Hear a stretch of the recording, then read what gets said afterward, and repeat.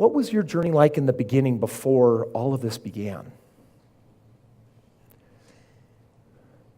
Stuck, majorly stuck. Still am, and that's why I chose into this, because I'm really stuck with my relationships. But we've talked about how our relationship with money has changed, and how through mentoring with you and through other people in Strongbrook, we've realized that we can be generous. We have abundance, and we can share that abundance with others.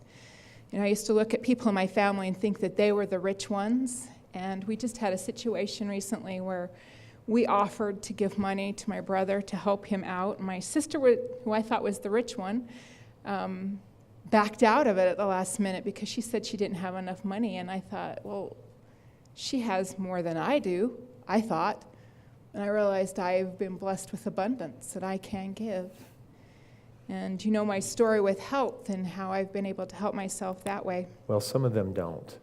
Do you mind just briefly sharing? Because I met you, and you got some news 2 days before that 3-day empowerment workshop.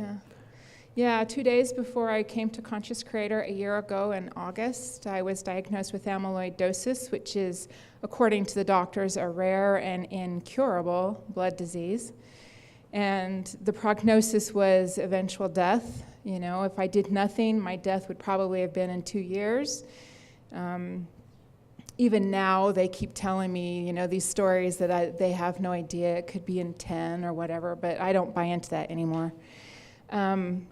When I met you, all I could think of is I don't want to die. I don't want to die. And when I left Conscious Creator, I was declaring I want to live. And I was a totally different person from that point on. I just told God, I'm going to put my hand in yours, and I don't know what the outcome's going to be, but I want you to know I want to live. And I went on from that point, and I went through 2 rounds of chemotherapy, and then in December of last year, I had a bone marrow transplant. I have to admit, though, I wasn't totally in my power. There was a week there when I had to donate my stem cells, and it was the day they put the port in, and I saw that as a symbol of I'm not whole anymore. And that week was horrible, but I relied on my husband, and he got me through it. And we had a miracle. Instead of, taking 4 days to donate 10 million cells, it took me 2 days to donate 16 million. And because of that, when I got into the hospital, they were able to give me back 10 million instead of the 5. And I sailed through that bone marrow transplant. Every day through that process since I met you, I would tell myself, I am healthy, I am whole, I am cured of amyloidosis.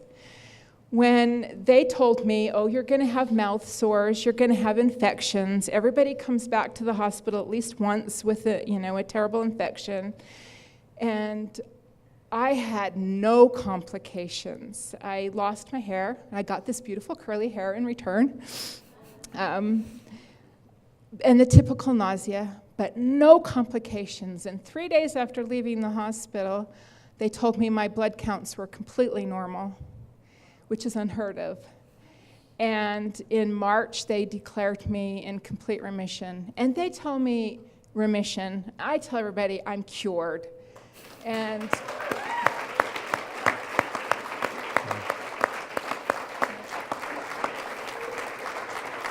we went to a support group in June, and I heard all of their horror stories, and it was such a negative downer experience. I told my husband I can't go back there. The only way I could ever go back there is if I went as a mentor myself and told them what was possible, because I can't get into the negativity anymore. I choose into life, and that's what I've chosen into. Wow.